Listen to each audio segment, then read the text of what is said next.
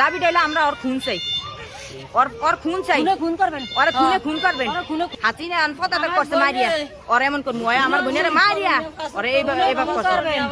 আমার বোনের জল্লা দিলে যে আমরা বুঝতাম যে না আমাকে মতো তো চঞ্চল আমার বোনে না।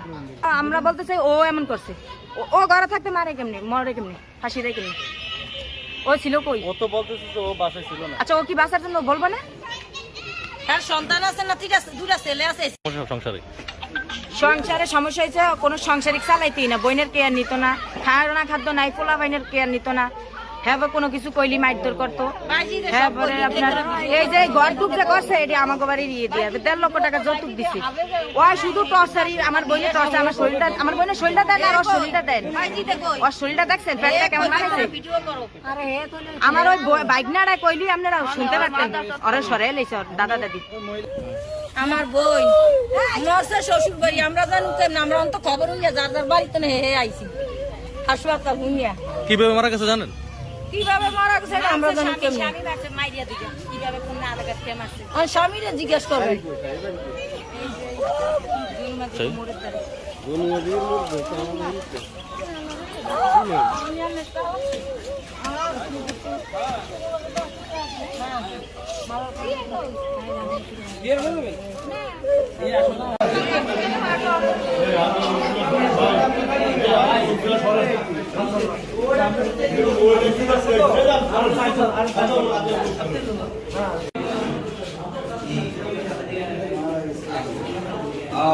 ওনার সাথে তর্ক বিতর্ক করে নি, ওনার সাথে তর্ক বিতর্ক করে সময় করে তুমি এত যে সিরিয়াস আজকে কোনোদিন ওনার লগে মারামারি কাটাকাটি কোনো তর্ক বিতর্ক হয় না। যাই আমার আম্মার সাথে একটু, এখন আমার তো মা, আমি ওনারে কি বলবো না এটা তারপরে আমি রাগারাগি যাই করি দোনোজনেরই করি, ওনার একটু বেশি করি, গায়ে কোনোদিন হাতে না।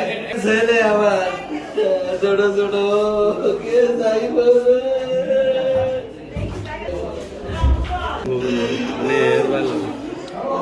ভাই, আমার মাথাটা ঘুরে গেল।